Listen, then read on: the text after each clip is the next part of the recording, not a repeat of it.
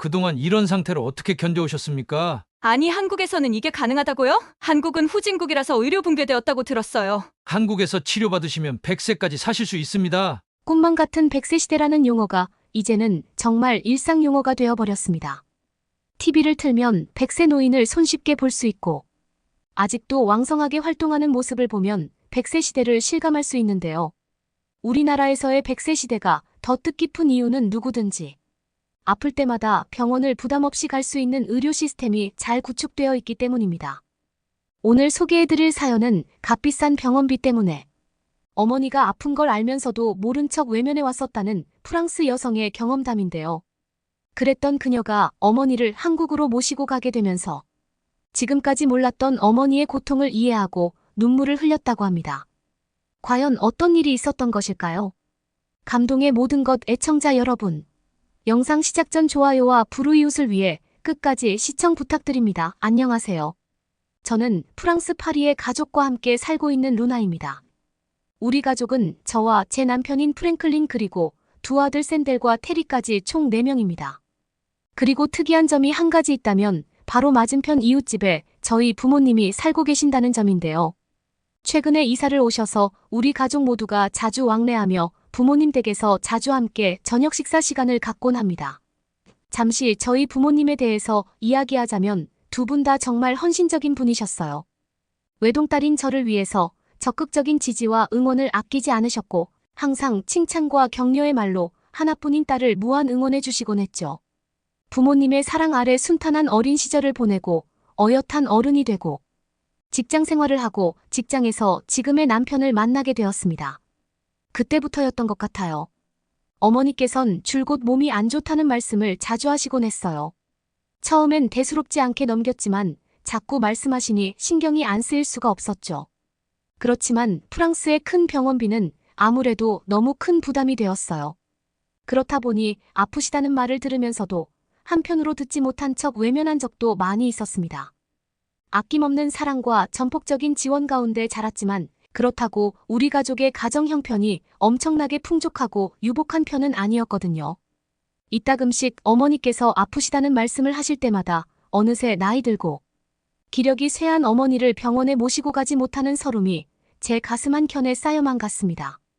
그럴 때마다 저는 별일이 아니고 그저 나이 때문일 거라고 농담하며 어깨를 주물러 드리는 것이 제가 해드릴 수 있는 최선이었어요.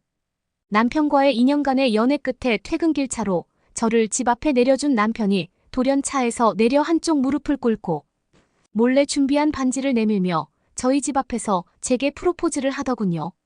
저는 감동의 눈물을 흘리며 그와 평생 함께할 것을 다짐했어요. 왼손 4번째 손가락에 반지를 끼우고 남편에게 굿바이 키스를 한 뒤 떠나가는 차를 한참 바라보다가 집 문을 열었는데 어머니와 아버지가 미소를 띤 채 거실에서 저를 기다리고 계시더라고요. 알고 보니 두 분이 거실에서 차를 마시고 있었는데 저희 남편의 프로포즈하는 장면을 두 눈으로 보시게 된 거였어요. 두 분은 마치 영화의 한 장면 같았다며 박수치며 좋아하셨고 저도 그만 웃음이 터져버렸습니다. 이후로 결혼 준비는 일사천리로 진행되었어요. 시간이 흘러 결혼식 당일 설레는 마음으로 평소보다 조금 일찍 일어나 화장을 받고 있었어요. 내 인생에 한 번뿐인 결혼식 그 어느 때보다도 비교할 수 없는 아름다운 사진을 남기기 위해 그리고 그 역사적인 날을 기념하기 위해 한껏 힘을 주어 치장하고 있었죠. 이 날을 위해 무려 2달 동안 특급 다이어트를 진행했고 드디어 그 결실을 맛보는 날이었어요. 웨딩드레스를 입고 신부 대기실로 향했습니다. 3분쯤 지났을까 어머니와 아버지가 신부 대기실로 들어오셨어요. 저를 보시고는 우리 딸 오늘 정말 천사처럼 아름답구나 하고 칭찬하셨어요. 그 순간 어머니의 갑작스러운 기침이 시작되었고 기침이 멈출 생각을 하지 않았어요. 어머니께서는 연신 괜찮다며 신경 쓰지 말라고 말씀하셨지만 심각한 기침이 계속되자 당황하신 표정이 얼굴에 드러났어요. 아버지는 급히 따뜻한 물을 한 잔 구해오셨고 물을 마신 뒤에도 대략 1분 정도 어머니께서는 계속해서 기침을 하셨어요. 아버지는 무거운 표정을 하시고는 어머니 곁에서 어머니를 걱정되는 눈빛으로 바라보고 계셨습니다. 저 또한 엄마가 걱정되기는 마찬가지였어요. 그렇게 한 5분 정도가 흘러 드디어 어머니의 기침이 멎었고 곧 결혼식이 시작할 시간이 되었습니다. 이후로는 순조로운 결혼식이 진행되었고 참 기쁘고 아름다운 날이었지만 신부 대기실에서 어머니께서 연이어 기침하시던 모습이 자꾸만 떠올라 마음이 무거웠어요. 그 뒤로 많은 시간이 흘렀습니다. 저와 저희 남편은 어느새 두 아이의 엄마 아빠가 되었고 저희 아버지와 어머니는 제 아들 센텔과 테리에게 할아버지와 할머니가 되셨죠. 두 아이도 할머니 할아버지를 참 좋아했어요. 저희 부모님의 손주 사랑은 말할 것도 없었고요. 저와 저희 남편은 두 자녀를 키우면서 맞벌이를 했습니다. 남편은 계속해서 다니던 직장에서 직장 생활을 했고 저는 출산 후 새로운 직장을 구해 출퇴근을 했어요. 그래서 가끔씩 샌델과 테리를 부모님 댁에 맡기곤 했습니다. 아이들도 할머니 할아버지를 좋아했고 저희 부모님도 두 손자를 진심으로 귀여워하셨으니까요. 직장에서 일을 마치고 아이들을 태우기 위해 부모님 댁으로 운전했습니다. 바닥에 잔뜩 널브러진 장난감과 레고, 블록들이 보였어요. 그러나 누구 하나 마음에 불편한 기색 없이 즐거운 시간을 보내고 있었습니다. 저는 샌델과 테리의 손을 잡고서 이제 집에 가야 할 시간이라고 말했어요. 잔뜩 널브러져 있는 장난감들을 치우고 어머니, 아버지께 아이들을 돌봐주신 것에 대해 감사의 마음을 표하며 차에 탔습니다. 얼른 집에 돌아가서 아이들 저녁 식사를 할 생각에 오늘은 무슨 요리를 해야 되나 고민하고 있던 찰나였습니다. 뒷자리에 타있던 샌델이 엄마하고 저를 불렀어요. 그러고는 묻더군요. 할머니는 왜 이렇게 기침을 자주 하셔?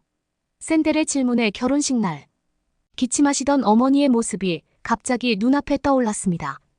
조금 당황한 목소리로 샌델에게 그래 얼마나 자주 하시니 하고 물었더니 대화를 듣고 있던 테리가 끼어들어 대답했어요. 내가 볼 땐 10분에 한 번꼴로 기침하시는 것 같아 룸미러를 통해 뒷자리를 보니 샌델도 테리의 의견에 동조하며 고개를 끄덕였습니다. 글쎄, 엄마도 잘 모르겠네 라는 짧은 대답으로 대화를 급히 마무리했습니다. 아이들에게 오늘 저녁으로는 무엇을 먹고 싶은지 물어보며 화제를 전환했습니다. 뒷자리에서 아이들이 떠들기 시작했지만 샌델과 테리의 말이 자꾸만 신경이 쓰였고 눈앞에는 기침하시는 어머니의 모습이 떠올라 마음이 무거웠습니다. 하지만 굳이 기침하는 것 때문에 병원에 가야 한다는 생각은 하지 못했어요. 그리고 이미 어머니는 기침약을 처방받아 먹고 계셨고요. 물론 병원에서 좀 더 정밀한 검사를 진행할 수는 있었지만 500만 원이 넘는 검사 비용을 쉽게 부담할 수는 없었어요. 왜냐하면 500만 원을 넘게 썼는데 아무런 원인도 찾아내지 못하면 돈만 버리는 거니까요. 그리고 돈을 밝히는 프랑스 의사들의 특성상 계속해서 다른 검사를 하라고 부추길 거고 그렇다 보면 500만 원이 아닌 1000만 원이 넘는 병원비가 나가게 될 것이 분명했어요. 혹여나 심각한 병이 발견된다고 하더라도 1000만 원에서 억대가 넘는 수술비를 감당할 자신은 없었습니다. 그래서 그렇게 약을 드시면서 나아지기를 바라는 수밖에는 없었어요. 알면서 모른 척할 수밖에요. 정말 아픈 부모님을 앞에 두고 돈 걱정을 하는 제가 나쁜 사람 같기도 하지만 이건 제가 나쁘다기보다는 그냥 프랑스에서는 다들 이렇습니다. 저뿐만 아니라 다른 사람들도 죽을 만큼 아픈 게 아니라면 굳이 직접 자기 발로 병원을 찾아가지 않아요. 그런데 이런 저의 생각을 변화시키게 되는 일이 한국에서 일어났습니다. 그 무렵에는 우리 가족의 가족여행이 계획되어 있었어요. 남편의 결정으로 우리는 일주일간 한국을 다녀오기로 했고 여행을 떠나기로 한 당일 온 가족이 설레는 마음으로 비행기에 올랐습니다. 한참 동안을 날아 한국에 도착했는데 문제가 하나 터졌습니다. 비행기에서부터 복통을 호소하던 테리가 결국 참지 못하고 울음을 터뜨렸습니다. 아파하는 아이의 모습에 어쩔 줄 몰라 하고 있는 저와 저희. 남편의 모습을 보고선 한 한국 시민이 얼른 아이를 병원에 데려가 보라고 조언했습니다. 병원비가 많이 나올 것 같아 저와 저희 남편은 병원 대신 약국을 찾기 시작했습니다. 남편은 주위에 도움을 주려고 몰려온 사람들 중 영어를 할 줄 아는 사람을 한 명 붙잡고 도움을 청했습니다. 남편은 약국의 위치를 먼저 물어봤어요. 아이의 증상을 정확히 몰랐기 때문에. 일단 비싼 병원보다는 약국에서 진통제를 먹이고 상황을 기다려야겠다고 생각했습니다. 그런데 이에 돌아온 대답은 충격적이었어요. 이렇게 아이가 우는데 왜 약국을 가나요? 빨리 병원으로 데려가세요. 곁에서 상황을 지켜보고 있던 한국인들은 곧바로 병원으로 가야 한다고 이야기하고 있었습니다. 그러면서 한국의 병원비는 비싸지 않을 거라며 저희를 설득하기 시작했어요. 프랑스와는 다르다면서 말이죠. 그러고 누군가는 전화기를 꺼내 119를 누르고 전화를 걸었습니다. 몇 분쯤 지나니 어디선가 구급차가 나타나더군요. 저희 가족을 태우고서는 사이렌을 울리며 병원으로 향했습니다. 남편은 짐을 챙겨 택시를 타고 뒤따라 이동했고요. 병원에 도착하여 신속하게 진료를 마친 의사는 급성 폐렴이 의심된다며 몇 가지 검사를 더 진행했고 졸지의 타국에서 급성 폐렴 판정을 받은 테리는 곧장 수술을 진행하게 되었어요. 이게 무슨 날벼락인가? 당황한 우리 가족은 병원 안에 있는 대기실 의자에 앉아 초조하게 테리를 기다렸습니다. 첫째로는 테리의 건강이 걱정되었고 둘째로는 감당 못할 병원비가 걱정이 되었습니다. 이내 테리는 수술을 잘 마쳤고 우리 가족의 모든 여행 계획은 한순간에 뒤틀렸지만 테리가 건강을 회복하여 다행이었습니다. 결국 제대로 된 여행을 하지 못하고 병원에서 많은 시간을 보낸 우리 가족이었어요. 그리고 테리가 퇴원하던 날 저희는 놀라운 사실을 알게 되었습니다. 병원비를 결제하려는 순간 영수증을 확인한 남편은 병원 직원에게 이 금액이 맞는 거냐고 물었어요. 구급차를 불렀고 진찰을 받았고 수술에 입원까지 한 것 치고 병원비가 너무도 저렴했습니다. 병원 직원은 아무렇지 않게 맞다고 대답했고 저와 저희 남편은 속으로 정말 많이 놀랐습니다. 프랑스로 돌아가는 비행기 안에서 남편에게 말했어요. 여보, 다음에 우리 엄마도 한국에 같이 가서 진료 좀 받으면 좋을 것 같아. 남편은 좋은 생각이라며 맞장구 쳤습니다. 남편도 어머니가 아프시다는 걸 알고 있었기에 프랑스에 귀국하자마자 어머니를 찾아가 말씀드리기로 약속했어요. 그렇게 긴 시간 비행하여 다시 집에 돌아오고서 곧장 부모님 댁으로 향했습니다. 어머니는 차를 내어주시며 장시간 비행하느라 고생했다고 소파에 앉아 편히 쉬라고 말씀하셨어요. 차를 한 모금 마시고 어머니께 말했습니다. 엄마 있잖아. 한국에서 있었던 일을 모두 설명하고 테리가 아팠는데 치료를 받고 깨끗이 나은 경험 그리고 병원비가 놀랍도록 저렴했다는 사실을 전했습니다. 어머니는 테리가 수술을 했다는 사실에 깜짝 놀라시더니 그래도 건강해져서 다행이라며 안심하셨어요. 그래서 말인데 엄마하고 운을 띄웠습니다. 어머니가 오랜 기간 동안 기침을 달고 사시면서 얼마나 고생하셨을지를 떠올리면 딸로서 너무나도 죄송스러운 마음뿐입니다. 어머니 본인만 괜찮으시다면 함께 한국에 가서 병원 진료를 받아보자고 말씀드렸습니다.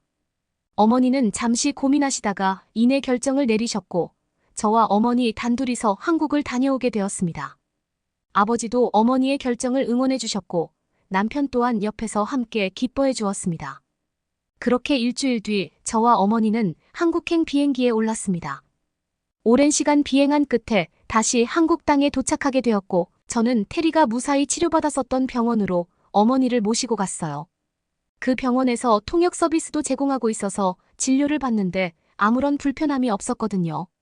병원에서 검사를 한 후 의사에게 들은 첫 마디는 충격적이었습니다. 그동안 어떻게 참으셨습니까? 어머니의 건강 상태는 예상보다 훨씬 심각한 상태였습니다. 어머니의 기관지는 일반인에 비해 심각하게 좁아 있었는데 수술을 통해 이 문제를 해결할 수 있다고 했어요. 오히려 어렵지 않은 수술인데 왜 그냥 참기만 하셨냐고 의사가 말하더라고요. 왜 더 일찍 모시고 오지 못했을까 하는 죄책감에 마음이 계속 저를 찌르는 것 같았습니다. 그간 죄송했던 마음, 어머니께서 홀로 기침하시던 장면들이 떠올라 울음을 터뜨리고 말았습니다. 어머니를 껴안고 한참을 울다가 마음을 추스르고 수술을 진행하기로 결정했습니다. 어머니는 한국에서 수술을 성공적으로 마쳤고 입원하셨습니다. 어머니께서 입원해 계시는 동안 저는 옆에서 어머니를 간병하며 그 어느 때보다 더 많은 대화를 나눴어요. 저는 한없이 죄송한 마음뿐인데 어머니는 자꾸 고맙다는 말을 계속하시며 고마워하시는 모습에 가슴이 뭉클했답니다. 이제라도 어머니가 치료를 받고 건강을 회복하셔서 다행이라는 생각이 들었고 한국의 의료진분들께 무한한 감사의 마음이 생겼습니다. 어머니는 그렇게 한국의 병원에서 편히 쉬시며 건강을 완전히 회복하시고 마침내 퇴원할 수 있게 되었어요. 다시 건강해진 어머니와 함께 한국동을 거닐었습니다. 대형 병원 옆에 늘어선 대형 건물과 아름다운 조형물들, 잘 조성된 공원과 벤치에 앉아 이야기를 나누는 사람들, 거리에 풍기는 맛있는 음식. 냄새와 포근한 날씨까지 모두 너무 아름답고 잊지 못할 추억이 되었습니다. 다시 프랑스로 돌아갈 시간이 되었어요. 저는 어머니와 함께 짐을 챙기고 공항에 도착했습니다. 비행을 기다리며 설레는 마음으로 한껏 들뜬 표정의 사람들이 보였습니다. 어머니와 저는 비행기를 타고 한국을 떠나기 전 창문 밖에 보이는 한국 땅을 다시 한번 바라보았습니다. 그리고 함께 속삭이듯 말했습니다. 고마워 한국 우리 가족의 건강을 지켜줘서. 그 말을 끝으로 어머니와 저는 다시 함께 프랑스로 돌아왔습니다. 그리고 지금은 처음 말씀드렸던 것처럼 이웃집에 살며 매일같이 왕래하며 지내고 있습니다. 값비싼 병원비가 부담되어 마음대로 병원도 가지 못했던 프랑스 생활이었지만 한국에서의 치료로 우리 가족은 모두 건강하고 행복하게 지내고 있습니다. 남편의 결정으로 한국 여행을 떠나지 않았다면, 한국에서 아들이 아파 병원을 가보지 못했었다면 우리 가족은 아마 지금도 프랑스에서 허구한 날 병원비를 걱정하며 진료도 제대로 받지 못하고 있었을 거예요. 우리 가족의 건강을 책임져준 한국과 한국의 의료진분들에게 감사의 마음을 전합니다. 지금까지 보시면서 어떤 걸 느끼셨나요? 한국에 와서 어머니의 오래된 병을 치료할 수 있었던 프랑스 여성의 사연이었습니다.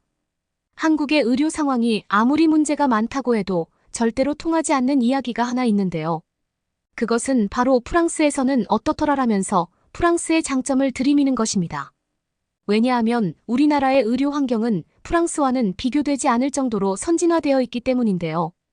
프랑스는 전 세계 어느 나라보다도 많은 돈을 쏟아붓고 있지만 복지 지표는 20위권에 불과할 정도로 열악한 환경에 처해 있습니다. 특히 프랑스에서는 의료보험에 가입하고 싶다면 매달 100만 원 가까이 되는 비용을 지불해야만 하는데요. 그렇게 많은 비용을 지불하더라도 우리나라의 의료비와 비교해보면 우리가 보험을 적용하지 않은 금액이 프랑스에서 보험을 적용받은 비용보다 훨씬 저렴합니다. 그리고 우리나라에서는 보험이 적용되지 않아도 200만 원 정도 하는 수술 비용이 프랑스에 가면 기본적으로 1000만 원을 훌쩍 넘어서는데요. 그렇다 보니 이렇듯 프랑스에서는 비싼 비행기표를 사더라도 한국에서 수술을 받고 싶어하는 환자들이 늘어나고 있습니다. 저는 이 사연을 보면서 오래된 충치를 방치하고 있다가 결국 뽑아야 했었던 저의 모습이 겹쳐 보였는데요. 여러분은 사연의 어머니나 저처럼 아픈 걸 억지로 참지 마시고 한국의 의료 시스템이 훌륭하다는 사실을 기억하신 후 어서 빨리 병원으로 가서 진료를 받아보시길 추천드립니다. 그러면 다음 사연으로 넘어가겠습니다. 아니 어디 한국인 주제에 컨닝을 하고 있어. 내가 컨닝했다는 증거 있어? 그럼 지금 내 눈앞에서 당장 이 문제 풀어봐. 일본의 영재 고등학교에서 한 여학생이 한국인 여학생에게 컨닝한 게 아니냐며 화를 내고 있습니다. 그러는 와중에 담당 선생님이 교실에 들어왔고 상황 파악이 되지 않은 채 아이들의 싸움을 말리기 시작합니다. 잠시 후 교실 칠판에 대학생 수준의 문제를 적기 시작합니다. 이에 한국인 여학생은 고난이도의 문제를 칠판에 적어가며 풀기 시작합니다. 그리고 거기 있던 학생과 선생님은 경악을 금치 못하는데요. 도대체 그 여학생은 칠판에 무엇을 적었던 것일까요? 안녕하세요. 저는 일본에서 태어나고 자란 스스무입니다. 저는 일본에서 은행원으로 일을 하고 있습니다. 은행원의 일은 알다시피 하루하루가 치열한 경쟁이고 경쟁에서 벗어나게 되면 남들보다 뒤처지기 때문에 바쁜 하루를 버텨야 살아남는 경쟁 구조였습니다. 이렇듯 제 일과 경쟁은 떼어낼 수 없는 숙제였습니다. 이러한 환경이 반복되다 보니 제가 키우는 자식도 경쟁 속에 살게 하고 항상 모든 집단에서의 1등을 바라며 교육을 해야 된다는 생각이 있었습니다. 제 아이의 이름은 메구리입니다. 저는 메구리에게 어려서부터 영재 교육을 받게 하고 그 탓인지 메구리는 항상 반에서 1등을 유지하고 있었습니다. 영어는 기본이고 다른 나라의 언어까지 교육을 시키고 아이가 지칠 거란 생각보다는 조기 교육이 중요하다고 판단했죠. 치열한 제 일상과 빗대어서 말이죠. 이러한 조기 교육 덕분에 메구리는 초등학교에 입학하고 나서부터 각종 대회란 대회는 다 참여하고 항상 우수한 성적을 거둘 정도로 메구리는 영재에 가까웠죠. 이렇게 메구리에게 교육의 중요성을 알고 전폭적인 지원을 해줬답니다. 그리고 이런 메구리에게 보답이라도 하듯 저는 메구리가 가지고 싶어하는 것은 전부 사주었습니다. 하지만 이러한 교육 방식은 좋지만은 않았답니다. 치열한 경쟁을 요구한 저는 아이의 건강 상태를 생각하지 않고 조금이라도 더 많은 걸 배우게 하기 위해 아이를 혹사시키고 있었습니다. 뒤늦게 후회를 하게 된 저는 메구리의 건강을 위해 유명하다는 병원과 효과가 좋다는 약을 다 먹여보았지만 아이의 건강은 좀처럼 회복되지 않았습니다. 그렇게 메구리는 3개월 동안 병원에서의 생활을 하며 건강을 우선으로 치료에 집중하였습니다. 3개월의 병원 생활 끝에 메구리는 건강을 되찾기는 했지만 다른 문제가 발생하였습니다. 3개월가량의 시간을 건강에 집중한 탓에 아이의 교육은 뒷전이었고 그동안 다른 아이들과의 수업에 차이가 발생하고 메구리는 자연스레 뒤처지게 되었죠. 공백 기간 동안에 수업을 받지 못한 메구리는 학교에 돌아가 시험을 치르게 되었는데 항상 1등을 밥 먹듯이 한 메구리는 원래의 기량을 뽐내지 못했죠. 그래도 과거의 교육을 통해 하위권으로 추락하지는 않았지만 중상위권에 머물게 된 메구리는 적지 않은 충격을 받은 듯했습니다. 그리고서는 1등을 하게 된 친구가 누구냐고 메구리에게 물어봤죠. 그 학생은 아시아의 작은 나라 한국에서 온 수연이라는 친구였어요. 수연이라는 친구는 메구리가 병원 생활을 했을 때 한국에서 전학을 와서 친구도 없고 학급 친구들과 잘 어울리지 못했죠. 그래서 학급 친구들과의 교류도 별로 없을 뿐더러 거의 왕따와 같은 생활을 하고 있다고 했습니다. 메구리가 다니는 고등학교는 일본에서 손에 꼽히는 명문 고등학교로 다른 일반 학교들과는 차원이 다른 등록금을 필요로 했기에 아무나 다닐 수 없는 학교였습니다. 저는 후진국인 한국에서 온 수연이라는 친구가 어떻게 이 학교에 다니게 됐는지 궁금하여 수연이에 대해 알아보았습니다. 수연이의 부모님은 한국에서 크게 무역 관련된 일을 하고 있었고 지금은 일본까지 진출해서 꽤 이름을 떨친 기업의 딸이더라고요. 저는 메구리가 없는 학교에서 1등을 할 정도면 꽤나 도움이 될 만한 친구라 생각도 들고 한국만의 공부 비법이 있겠다라는 생각이 들어 메구리에게 수연이와 친하게 지내면 좋을 것 같다고 하였습니다. 그런데 친해지는 일은 좀처럼 쉬운 일이 아닌 듯 싶더라고요. 아무래도 다른 나라에서 온 학생이다 보니 문화적 차이도 분명히 있고 수연이 입장에서는 갑자기 다가가는 메구리를 보고 경계심을 느끼기도 한 것 같더라고요. 그렇게 둘 사이는 친해지지 않고 오히려 사이가 나빠지게 되었습니다. 그렇게 다음 시험 기간이 다가오고 메구리도 그동안에 열심히 공부를 했기 때문에 이번 시험은 자신 있다고 얘기하더라고요. 그렇게 시험이 마무리가 되고 메구리는 자기가 1등을 할 것 같다는 자신감까지 있었죠. 하지만 결과는 충격적이었습니다. 그렇게 자신만만하던 메구리가 시무룩한 표정으로 저에게 말을 하더군요. 이번 시험에 자기가 2등을 하게 되었다고요. 사실 2등이란 등수는 훌륭한 등수이기는 하나 저로서는 아쉬움이 너무나도 컸습니다. 물론 딸아이도 같은 심정을 느꼈죠. 그러고 나서는 혹시나 하는 마음에 1등은 누구냐고 딸에게 물어봤습니다. 저는 1등을 한 사람이 누군지 알게 되고 더욱더 화가 났습니다. 1등은 한국에서 온 수연이라고 하더라고요. 저는 시무룩한 아이를 보고 저마저 시무룩해질 수 없기에 티는 내지 않았지만 마음 한편으로는 속상한 마음이 컸죠. 그리고 다음 날 이 사실을 받아들일 수 없는 메구리는 학교에서 수연이를 향해 컨닝을 했거나 시험지를 빼돌렸다고 말을 했습니다. 이렇게 실랑이를 벌이는 도중에 선생님이 교실에 등장하였고 상황 파악이 되지 않은 선생님은 일단 학생들의 어수선한 분위기를 정리하고 상황 파악을 시작했죠. 그러고 나서는 고등학교 수준의 문제가 아닌 대학생 수준의 문제를 칠판에 적어가기 시작했습니다. 그리고 나선 이렇게 말했죠. 이 문제를 푸는 사람이 이번 시험의 1등이다. 칠판에 적힌 문제를 보더니 수연이는 막힘없이 문제를 풀어가기 시작했습니다. 그리고 나선 3분의 시간이 흐른 후 자신 있게 정답을 써내려갔습니다. 메구리도 질 수 없다는 생각을 하고 문제를 풀어가려 했지만 시작부터 당황한 표정을 짓고 문제를 풀지 못하였죠. 선생님은 수연이의 문제풀이 과정을 보고서는 경악하지 않을 수 없었습니다. 왜냐하면 이 문제는 대학생들도 쉽게 풀지 못하는 문제였고 이 문제를 고등학생인 한국인이 풀었다는 게 그저 놀라울 뿐이었죠. 이 사건을 계기로 수연이는 학교에서 화제의 인물이 되었습니다. 하지만 수연이는 학교에서 항상 겉도는 인물이었기 때문에 그 누구도 축하의 말을 건네지 않았죠. 이 모습을 본 메구리는 수연이를 인정하게 되고 그의 공부 비법을 알아내기보다는 존경심이 들었기 때문에 수연이와 친해지고 싶어 했죠.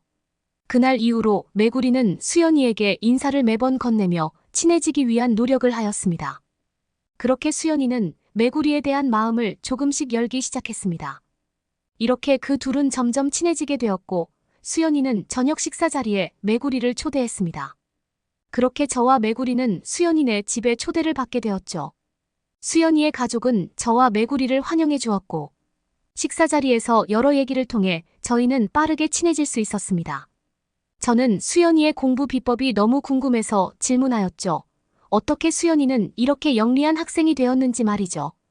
그러더니 믿을 수 없는 얘기를 듣게 되었죠. 수연이는 한국에 있을 때부터 한국의 입시 경쟁 시스템에 너무 많은 스트레스를 느끼고 매일 경쟁을 요구하는 한국 시스템에 힘들어하는 아이를 지켜볼 수만은 없기에 일본으로 온 것이라고 얘기를 하더군요. 저는 충격적인 얘기를 듣고 뒤통수를 한 대 맞은 기분이었어요. 저는 메구리가 받을 스트레스는 생각하지 않고 어려서부터 치열한 교육 환경에 메구리를 밀어넣고 경쟁시켰기 때문이었죠. 수연이 부모님은 저와 완전 반대되는 교육 방식을 찾기 위해 일본으로 왔다는 사실을 듣고 저는 제 딸아이를 너무 혹사시킨 게 아닌가 하는 생각이 들었죠. 그리고는 일본에서 수연이를 따로 교육시키지 않고 아이 스스로 공부를 한 것밖에 없다고 하더라고요. 사실 그 자리에서는 그 말을 믿기 힘들었어요. 집으로 돌아온 뒤에 저는 많은 생각을 하였습니다. 그리고서는 같은 직장의 은행원으로 일하는 한국인 동료에게 물어봤죠. 한국의 교육 수준이 대체 어느 정도냐고요. 그랬더니 한국인 동료는 제게 말하더군요. 한국만큼 교육이 치열한 나라는 아마 없을 것이다. 그들은 아이 교육을 위해 무리해서라도 좋은 학교에 입학시키기 위해 집을 이사할 정도라고 하였죠. 이렇게 듣기만 해서는 대체 어느 정도일까? 상상이 되지 않았습니다. 저는 당연히 한국은 일본의 교육 시스템보다 앞서가지 않았을 것이라 생각했는데 한국인 직장 동료는 일본보다 한국의 교육 시스템이 더 대단한 듯이 말하였죠. 그리고 나서는 기회가 되면 한국에서의 교육을 딸에게 체험시켜주면 아주 좋은 경험이 될 거라고 말하였죠. 저는 그 이후에 수연이의 부모님을 다시 만나는 자리에서 물어봤죠. 한국의 교육은 대체 어느 정도냐고요. 그러자 이번 방학에 저희도 한국에 가게 되니 기회가 된다면 같이 가는 게 어떠냐고 제게 묻더라고요. 그렇게 저희 가족과 수연이네 가족은 한국행 비행기를 티켓을 예매하게 되었습니다. 저는 한국에 도착한 후 놀랄 수밖에 없었습니다. 아시아의 작은 나라인 한국의 공항은 너무나도 세련되어 있었기 때문이죠. 당연히 노후된 시설일 거라 생각했는데 건축물은 너무 깔끔했습니다. 그렇게 저희 가족과 수연이 가족은 이동을 하기 위해 지하철을 가게 되었는데 지하철과 공항이 연결되어 있더라고요. 멀리 이동하지 않고 공항과 연결되어 있는 지하철은 너무나도 편리하더라고요. 저희는 많은 짐을 챙겨왔기에 이동에 대한 불편함이 클 거라 생각했는데 공항 내에는 무빙워크가 곳곳에 설치되어 있기에 지하철까지의 이동은 결코 힘들지 않았죠. 그렇게 지하철에 도착을 하게 되었는데 저는 한 번 더 놀라버렸죠. 일본의 지하철과 한국의 지하철은 정말 차원이 달랐기 때문이죠. 저희 일본은 1800년대에 지하철이 처음 생기게 되어 지금까지 운행되었지만 그에 맞게 노후된 곳도 많고 여름과 겨울철은 냉난방이 잘 되지 않아 여러모로 불편한 점이 많았죠. 그런데 제가 처음 느낀 한국의 지하철은 정말 깨끗했습니다. 쾌적한 환경에 생필품도 판매하는 자판기까지 있었죠. 지하철 노선을 한눈에 볼 수 있게 디지털 노선도 있었고 서울의 다양한 정보를 볼 수 있게 안내 데스크도 있더라고요. 저는 한국의 지하철이 이 정도일 줄 생각도 하지 못했습니다. 심지어 지하철의 속도도 엄청 빨라서 목적지인 대치동까지의 도착은 그리 오래 걸리지 않았습니다. 그렇게 대치동에 도착한 저희는 도시 속 빼곡히 자리 잡은 빌딩들을 마주하게 되었죠. 그리고 빌딩에는 다양한 학원들이 자리하고 있었습니다. 그곳을 지나는 사람들은 전부 학생으로 보이는 사람들 뿐이었습니다. 거리를 거니는 학생들은 너도 나도 할 것 없이 모두 한 손에는 책을 들고 있었습니다. 심지어 식사를 하는 와중에도 책을 손에서 놓지 않았죠. 밤이 되어 가는 시간인데도 어느 곳 하나 간판이 꺼진 곳이 없었고 치열한 학구열을 느낄 수 있었습니다. 저는 그렇게 수연이 부모님이 소개한 학원에 갔습니다. 저한테 예약을 했나 물어보았고 수연이 부모님이 이미 예약을 마친 상태였습니다. 저는 학원인데도 예약이 필요하나 생각이 들었습니다. 하지만 상담을 하는 와중에도 저는 한국이 왜 교육 강국인지 깨닫게 되었습니다. 상담을 도와주는 한국 실장님께서는 메구리와 영어로 상담을 진행하였고 자연스레 단계 테스트를 진행하였습니다. 메구리의 문제 해결 능력 수준을 파악하고 어느 레벨에서 교육을 하면 좋을지, 메구리의 장점과 단점을 단숨에 파악하고 그에 맞는 결과를 도출해내었죠. 모습을 보는 저로서는 한국에 오길 정말 잘했다는 생각이 들 정도였죠. 메구리는 한 달 동안 학원에서 지내게 되었고 학원에서는 숙식까지 제공해준다고 하였죠. 하지만 저는 마음 한편의 걱정을 쫓아낼 수 없었습니다. 아무리 수연이와 같이 있다고는 하나 한국의 문화, 한국의 음식에 적응하지 못할 거란 생각이 들었죠. 제 걱정하는 모습을 본 수연이 부모님은 저에게 걱정은 덜어놓고 스트레스를 풀러 가자고 했습니다. 그렇게 미리 예약된 미용실에도 가보고 한국 카페에서 수다도 떨면서 시간을 보냈죠. 아기자기한 카페에 갔는데 사진을 찍고 싶을 정도로 카페를 잘 꾸며놨더라고요. 특이하게 플레이팅이 된 커피를 마셨는데 일본에서는 맛볼 수 없던 맛을 느꼈습니다. 그렇게 카페에서의 좋은 시간을 보내고 한국의 전통 음식을 소개해주겠다며 저를 특이하게 생긴 건물로 안내했습니다. 지금까지 봤던 깔끔하고 현대적인 건물과는 많이 다른 건물이었습니다. 나무와 기와로 만들어진 건축물은 한국의 전통을 느낄 수 있었습니다. 그 식당은 한국의 전통인 한옥을 모티브로 만든 식당이라고 하더군요. 안에는 자연의 냄새가 물씬 느껴지며 고급스러운 분위기의 식당이었습니다. 거기서 비빔밥과 불고기를 주문하며 이 음식은 한국의 대표 음식이라며 소개해 주었습니다. 저는 일본에서는 보지 못한 음식이기에 어떤 맛일지 너무 궁금했습니다. 비빔밥은 다양한 야채들이 마치 먹기 아까울 정도로 제 눈을 즐겁게 해주었습니다. 다양한 나물들과 고기의 맛은 너무 맛있을 뿐더러 건강해지는 느낌까지 느끼게 해주었습니다. 불고기는 짭짤한 맛과 달콤한 맛이 마치 제 혀에서 녹아내리는 듯한 맛이었습니다. 그렇게 만족스러운 식사를 마치고 저희는 연극을 관람하기 위해 예술의 전당에 방문했습니다.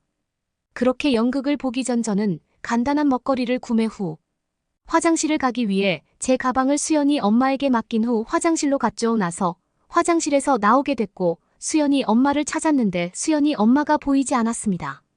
그리고 제 눈에 보였던 건 제가 맡기고 간 가방과 목걸이가 테이블 위에 덩그러니 놓여있는 장면이었죠. 저는 너무나도 놀랐습니다. 그 안에는 많은 사람들이 있었는데 누가 가방을 가져가게 된다면 어떡하려고 저렇게 겁도 없이 소지품을 두고 사라지다니요. 심지어 가방 안에는 여권과 지갑, 핸드폰까지 있었으니 말이죠.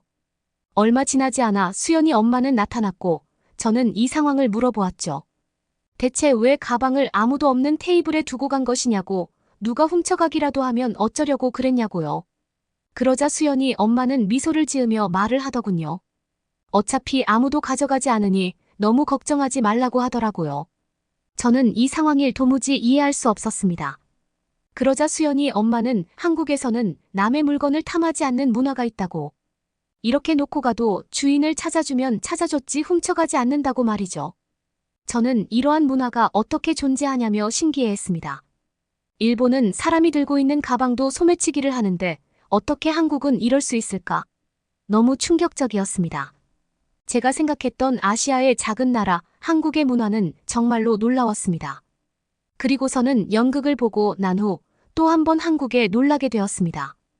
일본에서는 먹었던 쓰레기들을 치우지 않고 그 자리에 버리고 가기 때문에 연극이 끝나면 청소업체를 따로 투입해야 되는데 한국의 관람객들은 쓰레기들을 모두 주워가는 게 아니겠어요. 심지어는 출입구 쪽에 있는 쓰레기통에 알아서 넣고 갔습니다. 이러한 시민의식에 저는 또 놀라게 되었습니다. 딸을 위해 오게 된 한국이었지만 저는 한국에서 많은 걸 배우고 느끼게 되었습니다. 그렇게 한국에서의 생활이 마무리가 될 즈음에 제 딸 메구리에게도 엄청난 변화가 있었습니다. 처음에 와서 단계 테스트를 받을 때는 60점 정도 되는 점수를 받았으나 지금은 90점이라는 한국에서도 상위권에 속하는 점수를 받게 되었으니까 저는 이러한 성장을 하게 된 딸을 보고서는 너무 궁금했습니다. 도대체 한국은 어떤 교육을 하길래 딸이 이렇게 성장하게 되었는지요. 학원 선생님께서는 학생의 수준과 약점을 파악한 뒤 그에 맞는 수준의 지도법으로 수업을 진행하고 단순히 문제만 푸는 게 아닌 풀이 방식에 대한 이해와 학생의 취약한 부분을 강점으로 바꿀 수 있는 해결책을 학습시킨다고 하더라고요. 이 말을 들은 후 저는 실력 향상을 납득할 수밖에 없었습니다. 그리고 한 문제를 풀기만 할 게 아니라 다양한 분석을 통해 다른 문제에도 이 풀이 방식을 적용할 수 있게끔 학습한다고 했습니다.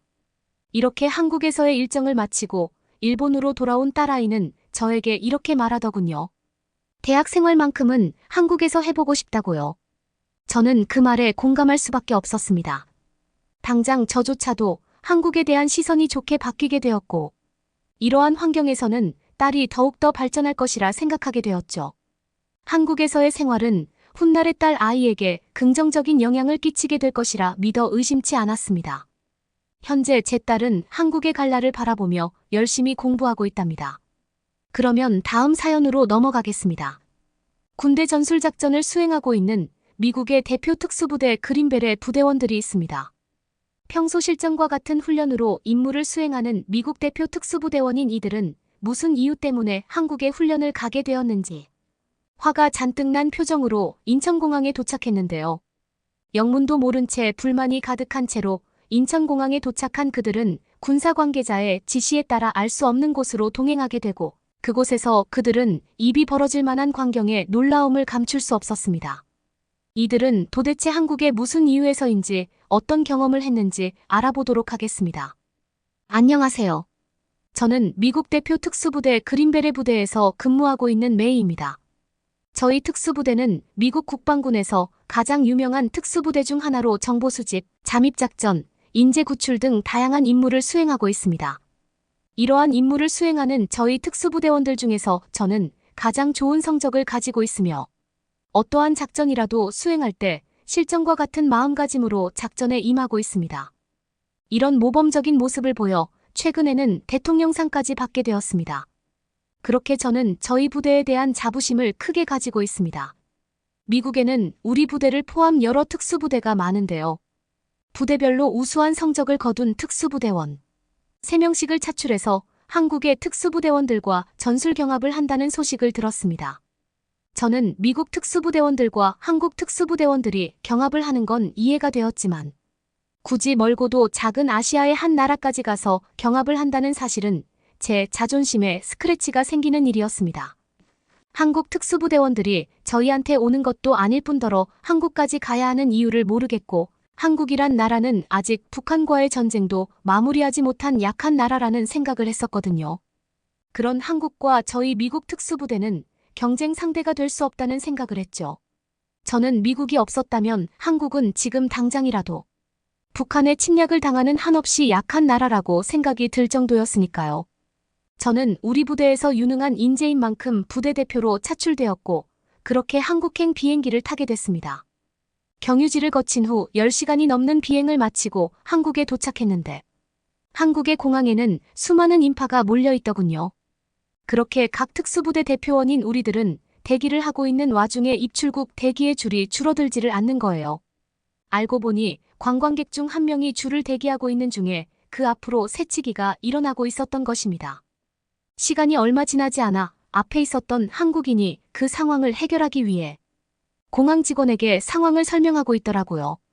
저희 미국에서는 저런 사람들과 엮이게 되면 좋을 게 없다고 판단 후 아무런 조치를 취하지 않은 채 넘어갔겠거니 생각했습니다. 약간의 시간에 흐른 후 공항 경호원처럼 보이는 사람들이 오기 시작했고 어수선한 상황을 신속하게 정리하였습니다. 관광객들은 중국인들이었고 경호원들은 중국말로 그 사람들과 소통을 하며 언성이 살짝 높아졌습니다. 저희는 한국 경호원이 유창하게 중국어를 하는 모습을 보고 어떻게 중국말을 저렇게 잘 사용하지 하며 놀랐습니다. 그리고서는 저희에게 다가와서는 특수부대 합동훈련 때문에 한국을 방문했나 물어보더라고요. 저희가 맞다고 말을 하니 그 경호원은 저희 일행을 인솔하였습니다. 저는 중국어를 잘하는 경호원에게 질문했습니다. 알고 보니 그 경호원은 군인 출신이었고 현재는 은퇴를 한 후 공항에서 경호 업무를 하고 있다고 저에게 알려주었습니다. 그리고서는 영어, 중국어, 일본어까지 구사를 한다고 하더라고요. 저는 그 모습을 너무 인상 깊게 보았습니다. 그렇게 저희는 입출국 절차를 밟는데 저희 미국에서는 상상할 수 없는 시스템이었기에 한 번 더 놀랐습니다. 신속하게 이뤄지는 입출국 절차, 그리고 종이 여권을 통한 입출국 방식이 아닌 QR코드를 통한 입출국 절차 시스템을 사용하고 있더라고요. 저희 미국에서는 많게는 1시간이 넘는 입출국 절차를 5분도 채 안 되는 시간 만에 이루어지는 상황이 너무 신기했어요. 수화물을 받아가는 과정도 너무나 신속하게 이루어졌습니다. 이러한 모습을 본 저는 제가 생각한 한국의 이미지와는 너무 다르다는 걸 점점 느끼게 되고, 왜 우리 미국은 이런 시스템이 없나 의문이 생겼습니다. 이런 편리한 시스템을 우리 미국에서도 사용한다면 좋을 텐데라고 생각하면서요. 그렇게 저희는 군 관계자의 통솔에 따라 군부대로 향했지만 현재 일정상 2시간 정도를 이곳에서 대기해야 했기 때문에 공항에서 잠시 머물다가 가야 되는 상황이었습니다. 그래서 저희는 공항 의자에 앉아 대기해야 된다는 생각을 했는데 관계자가 자기를 따라오라고 말을 하더라고요. 이때 한국의 공항에 대해 한 번 더 놀라고 말았죠. 공항에서 휴식을 취할 수 있는 공간으로 저희를 이끌더라고요. 숙면을 취하는 공간은 물론이고 운동과 다양한 편의시설을 제공하고 있더라고요. 저는 특수부대의 임무 특성상 세계 각국을 돌아다니며 수많은 공항을 보고 느꼈지만 이런 인프라와 간편하고 신속한 시스템이 갖춰진 공항은 한국이 처음이었어요. 이러한 시스템을 누릴 수 있는 건 금액적으로 부담이 되었기에 저희는 이용하지 않는다고 하였지만 군 관계자께서 이 모든 건 무료로 편하게 이용하라고 하더라고요. 저는 이 상황을 믿을 수 없기에 굉장히 놀랐습니다. 저는 해외 파견을 가도 그곳에서의 생활은 모두 사비로 지불했어야 했는데 한국에서의 모든 일정은 관계자님께서 처리해준다고 하시더라고요. 그렇게 저희는 안락한 공간에서 편안하게 휴식을 취하고 있는 와중에 관계자님이 식사 시간이 되었으니 군부대로 같이 가자고 말을 하였습니다. 한국에 오면 외국인들에게 소개해주고 싶은 음식이 있다고 말하며 저희를 한적한 시골에 숨어있는 식당으로 데려갔어요. 그리고 도착한 식당은 오래되고 한국의 옛날 정서가 느껴지는 특이한 건물의 식당이었습니다. 한국 공항에서의 모습과는 완전 반대되는 느낌의 건축물이었습니다. 그렇게 저희는 식당 안으로 들어서고 그 자리에서 한 번 더 놀라게 되었습니다. 그 식당 안에는 작은 호수와 나무들이 있더군요. 밥을 먹으러 왔는데 마치 공원에 산책을 나온 기분이 들더군요. 그렇게 저희는 안내해주는 좌석에 앉았고 주문한 음식에는 검은색 뚝배기 안에 닭 한 마리가 들어있었습니다. 이게 무슨 메뉴인지 궁금해서 음식의 이름을 물어봤고 그 음식은 한국에서는 삼계탕이라고 부른다고 했습니다. 음식에는 인삼, 대추, 찹쌀 등 스태미너를 회복하고 기운을 내주는 다양한 재료가 들어가 있었어요. 닭을 다 먹고 나서는 안에 찹쌀이라는 밥을 국물과 함께 먹으면 맛있다고 설명까지 해주었어요. 그렇게 생애 첫 삼계탕을 먹어보게 되었는데 그 맛은 정말 환상적이었어요. 부드러운 닭고기의 담백한 국물은 아직까지 생각날 정도였습니다. 그리고 자연과 함께 식사를 할 수 있는 공간은 아직도 눈앞에 아른거릴 정도였으니까요. 식사를 마치고 나니 식당 종업원분께서는 한국의 전통 음식인 인절미라는 떡을 가져다 주더라고요. 음식을 다 먹고 후식으로 떡을 주고 심지어 맛까지 맛있었으니 저는 놀라지 않을 수 없었습니다. 그렇게 한국에서의 특별한 경험을 마치고 군부대로 이동하려는 과정에 대원 중 한 명이 공항에서 머물렀던 휴게실에 핸드폰을 두고 왔다고 말하더군요. 그 대원은 핸드폰 안에 아내와 자신의 아들 사진이 있어서 되게 소중한 물건이라 잃어버리면 안 된다고 말하였습니다. 그리고 나서는 이미 찾을 수 없다는 걸 아는 듯이 슬픔에 잠긴 표정을 하였습니다. 그 모습을 바라본 군 관계자님은 어딘가에 전화를 하더라고요. 그리고는 통화를 하고 난 이후 그 대원에게 걱정을 하지 말라며 안심을 시켜주었습니다. 저는 그냥 대원을 안심시키기 위해 건네던 말이라고 생각을 하였습니다. 그리고서는 3분 후에 군 관계자의 핸드폰이 울리더니 핸드폰을 찾았다는 내용을 전달해 주었습니다. 저는 도무지 이해가 되질 않았습니다. 공항에 핸드폰을 두고 왔는데 어떻게 찾을 수 있나 생각했거든요. 아마 우리 미국 사람들뿐만 아니라 다른 각국의 사람들도 이해할 수 없었을 겁니다. 전 세계 어느 나라를 가도 핸드폰을 잃어버리는 경우가 생기면 찾을 수 있는 확률을 제로에 가깝다고 생각을 할 테니까요. 그렇게 저희는 대원의 핸드폰을 받으러 공항으로 향하던 중에 군 관계자는 이렇게 말하더군요. 한국에서는 다른 나라와 달리 조금 특별한 문화가 있는데 남의 물건을 절대 탐하지 않는 문화가 있다. 카페에서 물건을 올려두고 자리를 비우게 돼도 그 물건을 사라지지 않을 거다 이렇게 얘기를 하더군요. 저는 그 말을 듣고 믿을 수가 없었습니다. 그리고 나서는 공항에 도착했는데 아무렇지 않게 핸드폰을 찾을 수 있었습니다. 그 장면을 본 저는 한국에 대해 몇 번이나 놀라나 싶을 정도로 충격적이었습니다. 그렇게 저희는 핸드폰을 무사히 되찾고 전술경합 훈련을 하러 군부대로 이동했습니다. 이전에 느꼈던 편리한 시스템과 인프라는 한국이 뛰어나다고는 하지만 군사적인 부분에서는 저희 미국이 우위에 있을 것이라고 확신을 하고 있었습니다. 하지만 그곳에는 최첨단 시설들과 장비들이 배치되어 있었고 한국 특수부대원들은 그곳에서 훈련을 하고 있었습니다. 우리 부대는 한국에서 군사력만큼은 뒤처질 수 없다는 의지와 함께 전술훈련이 시작되었습니다. 그렇게 한국 특수부대와 저희 미국 특수부대들은 각 위치의 거점에서 시작해 서로의 기지를 탈환하는 경쟁훈련이 시작되었습니다. 훈련이 시작되고 시간이 얼마 흐르지 않은 시점에서 한국 특수부대팀이 미국 특수부대 중 한 팀의 거점을 탈환했다는 소식이 전파되었어요. 저희는 이 소리를 듣고 당황했습니다. 무언가 오류가 있어서 전파가 잘못됐다는 생각을 할 정도로요. 거점을 탈환당한 미국 특수부대팀은 저희 미국에서도 항상 상위권을 유지하던 팀이었으니까요. 이 소식은 잘못 전파된 게 아니라 정말로 한국 특수부대원들이 기지를 탈환한 거였습니다. 그렇기에 저희는 정신을 차리고 긴장을 하게 되었습니다. 그리고서는 한국의 군사력은 약한 나라가 아니구나라는 생각을 하게 되었습니다. 그렇게 저희 팀은 한국의 특수부대와 대치를 하게 되는 상황까지 왔고 그들의 임무 수행하는 방식을 보며 빈틈이 없는 조직력에 놀라고 말았습니다. 그들은 체계적으로 임무를 지시하고 상황에 맞는 적절한 판단력과 심지어는 그들을 지휘하는 지휘관의 결단력은 정말 우수했습니다. 저희 팀 또한 그 모습을 보고 밀릴 수 없다고 생각하고 저희 부대는 빠르게 공습하기 위한 계획을 세우고 그들이 정비하는 틈을 타 거점을 탈환할 계획을 세웠지만 그들은 이 작전을 알고 있기라도 한 듯 미리 계획한 트랩에 저희 부대원들은 하나둘씩 그 작전의 속수무책이었고 결국 우승은 한국팀이 하게 되었습니다. 미국에서 대통령상까지 받을 정도로 우수한 저였기에 우승을 하지 못한 상황을 너무나 인정하기 싫었습니다. 한국의 군사력은 미국의 지원을 받기에 버틸 수 있을 거라고 생각했던 제 자신이 부끄러웠고 인정하기 싫지만 인정을 해야 되는 상황이 화가 났던 저에게 한국 특수부대 팀장이 오더니 한 수 배웠다면 악수를 청하더군요. 저는 화가 잔뜩 난 상태였지만 승패를 떠나 페어플레이 정신을 보여주는 그들을 인정할 수밖에 없는 상황이었죠. 그렇게 군사력이 약할 거라고 생각한 한국에 대한 존경심을 표현했고 한국이 단순히 약할 거다라는 생각을 한 제 자신을 한 번 더 뒤돌아보게 되는 계기가 되었습니다. 편의시설과 문화, 시민의식까지 배울 게 너무나도 많던 나라더라고요. 지금까지 한국의 국방력을 무시했던 미국 엘리트 군인이 한국에 와서 국방력뿐만 아니라 한국의 문화와 시민의식까지 다시 알게 되었습니다. 저도 사연을 들으면서 많은 걸 느꼈는데요.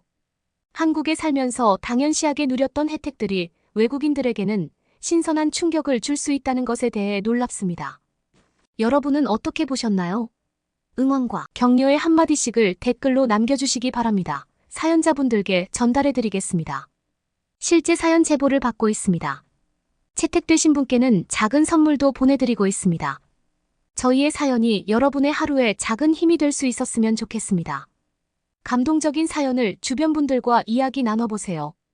더욱더 좋은 영상으로 다시 찾아뵙겠습니다.